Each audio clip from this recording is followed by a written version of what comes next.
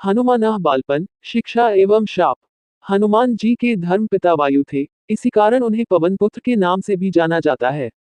बचपन से ही दिव्य होने के साथ साथ उनके अंदर असीमित शक्तियों का भंडार था।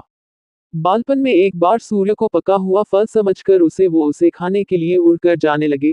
उसी समय इंद्र ने उन्हें रोकने के प्रयास में वज्र से प्रहार कर दिया। वज्र के प्रहार के कारण बालक हनुमान की ठुड्डी टूट गई और वे मूर्छित होकर धरती पर गिर गए।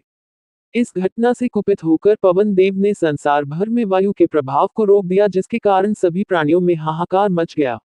वायुदेव को शांत करने के लिए अंततः इंद्र ने अपने द्वारा किए गए वज्र के प्रभाव को वापस ले लिया।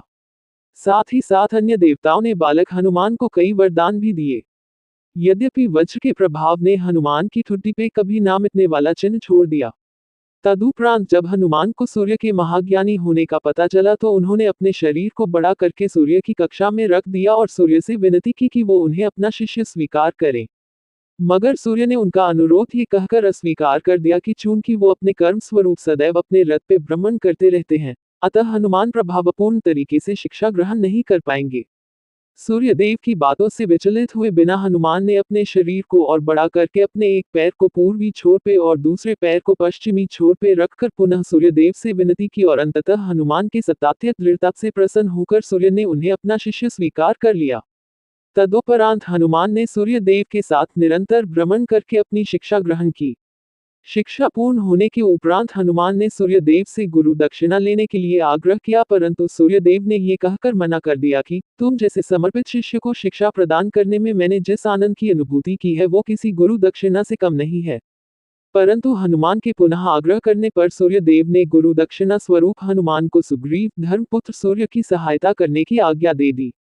हनुमान के इच्छानुसार सूर्यदेव का हनुमान को शिक्षा देना सूर्यदेव के अनंत, अनादि, नित्य, अविनाशी और कर्म साक्षी होने का वर्णन करता है।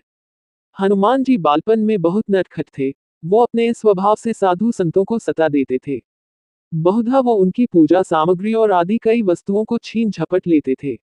उनके इस नटखट स्वभाव से रुष्ट होकर साधुओं ने उन्हें अपनी शक्तियों को भूल जाने का एक लघु शाप दे दिया। इस शाप के प्रभाव से हनुमान अपनी सब शक्तियों को अस्थायी रूप से भूल जाते थे और पुनः किसी अन्य के स्मरण कराने पर ही उन्हें अपनी असीमित शक्तियों का स्मरण होता था।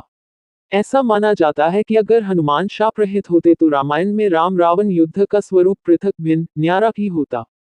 कदाचित वो स्वयं ही रावण सहित संपूर्ण लंका को समाप्त कर देते।